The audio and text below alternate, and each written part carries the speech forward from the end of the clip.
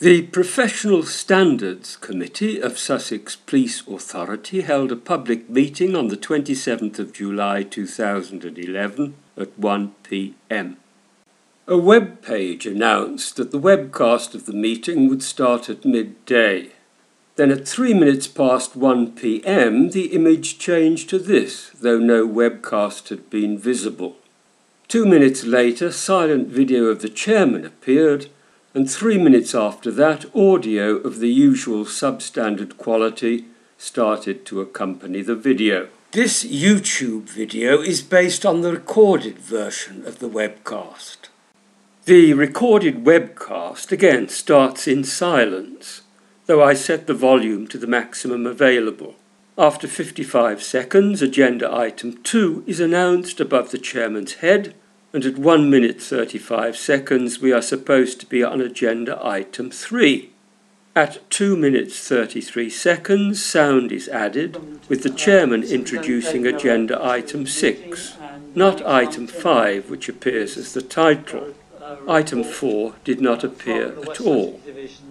On the way complaints are dealt with and any issues that Dave gets to raise with us.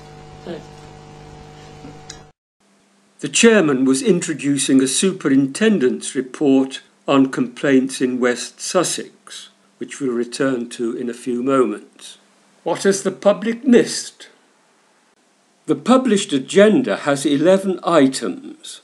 Here are the first 7, the first 5 of which are missing from the webcast. I particularly wanted to hear item 5 about an inspection of the complaints register. The authority website claims that Sussex Police Authority meetings are webcast, but that is not true of meetings to inspect the complaints register. At the meeting on the 26th of January, the Professional Standards Committee, amazingly, according to the minutes, had challenged the wording of a letter from the Professional Standards Department to a complainant which said that an officer was not guilty of discreditable conduct. The committee had expected to be updated on corrective action. According to the minutes of the next such meeting, which was supposed to be the subject of agenda item 5, there were no issues arising out of the last inspection of complaints register, and the only issue for report was about complaints which are received after the time limit has expired. No mention is made of the discreditable conduct, so perhaps we'll never know what became of the challenge. Those register meetings examine very few files of actual complaints from the public, whereas the webcast meetings look at dozens of pages of police complaint statistics. We'll start with a few statistics about the present meeting. To the right of the video, one can access an index point list with speakers and timings for agenda items. The last item was an untimed discussion. Quick analysis of the others, totalling almost 80 minutes, and elementary arithmetic provide the following tables. Agenda item 1, apologies for absence, was absent, so column 2 records whether members of the authority were visible. The times column is for the number of times that each spoke, and the last 2 columns for the total time of his or her contributions. Members of the authority spoke in total for 22 minutes and 28 seconds, nearly half of that being contributed by members other than the chairman, and the electorate of West Sussex were represented for 2 minutes and 35 seconds. Though this was a meeting of the authority, not of the police, Sussex Police spoke for 50 minutes and 35 seconds, 41 minutes and 33 seconds of which were contributed by superintendents, whose percentage of time for the 10 agenda items in question gives them a supers score of 52.056%. The last webcast clip you saw introduced Superintendent Miller to report on complaints in West Sussex. Thank you for inviting me here today. Very brief input and very few PowerPoint slides, you'll be pleased to hear. and hopefully it will give you a bit of a flavour for how things are working on West Sussex. I don't need to go into detail about the complaints. As usual, some had gone up, some had come down, and some had levelled off. What were the staff like? The vast majority of our staff and officers are first rate and brilliant, and I'm genuinely quite humbled quite frequently by the work they do and the way they do it. What happens to the few who are accused of misconduct? And I think when you look at the sort of thought behind the Taylor report, in terms of learning from our experience rather than punishing, I think it's important for me certainly to remember that there's different reasons why people may fall into the PSD arena. Did you get that? Miller thinks that, in accordance with Taylor, staff accused of misconduct bad enough to be dealt with by the Professional Standards Department should be treated in terms of learning from our experience rather than punishing. Miller is not the only officer who may have taken his cue from Deputy Chief Constable York. We are starting to measure now those matters concluded locally. So we're combining local investigation and local resolution, because I think that's the Taylor reforms were pushing us in this direction. Mentions of Taylor were the only things included in this webcast that interested me. The word first came to my attention during this committee's meeting on the 28th of April this year.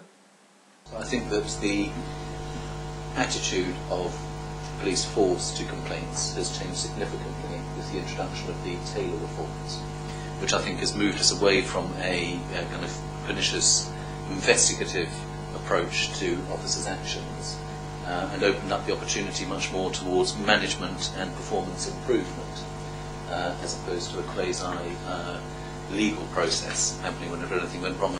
It seemed to me that York was misleading the force and the authority with his unbalanced pronouncement, and that it threatened to make a seriously dishonest system for dealing with complaints even worse. I have followed report after report from Sussex Police to its authority on how complaints are dealt with, and failed ever to recognise the system I met with when trying to make complaints. For example, after my side gate had been smashed open and 3 intruders led by a retired policeman assaulted me in my back garden, it was I who was charged with harassment, handcuffed and taken to Eastbourne Custody Centre by the dishonest and corrupt PC Francis, who then tape-recorded an interview with me. The Police and Criminal Evidence Act says that if a person is charged, and I was, a copy of the tape will be supplied as soon as practicable. I asked repeatedly for copies of the interview tapes, but was refused, receiving only a transcript by Francis which contained deliberate falsification of my evidence. More than 6 months had passed before I wrote to the Chief Constable starting, "I am becoming impatient with the way Sussex Police ignore complaints." When the Independent Police Complaints Commission advised me to send complaints to the police authority sent them on to Chief Inspector Matthews, and for all I know they may have gone straight into the waste paper bin. When the IPCC advised me to send complaints to the Professional Standards Department in Lewes, the complaints evidently found their way eventually to Chief Inspector Matthews, and that was the last I heard of them.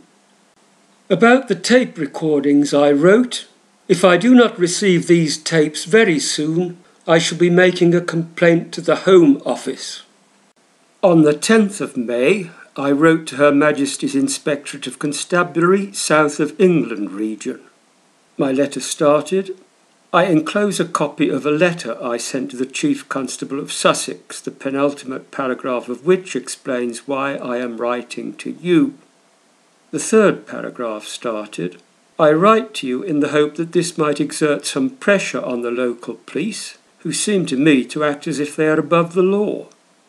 My complaints to the police over the last 8 months have not as yet been dealt with in line with the procedures set down by the Independent Police Complaints Commission.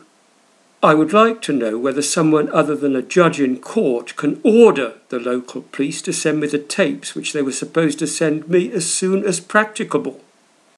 On the 13th of July, I was able to sign a police witness statement form containing some of my complaints.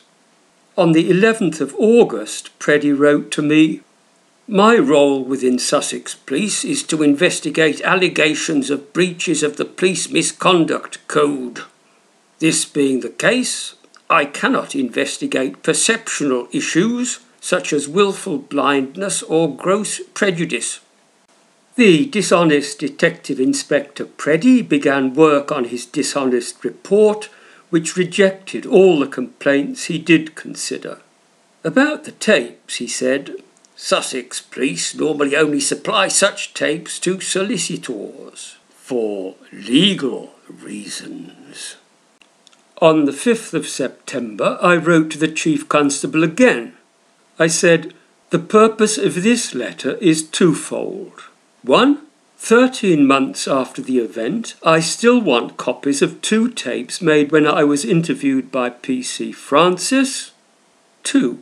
I wish to know who else Sussex Police can depute to consider the perceptional issues that D.I. Preddy claims he cannot examine."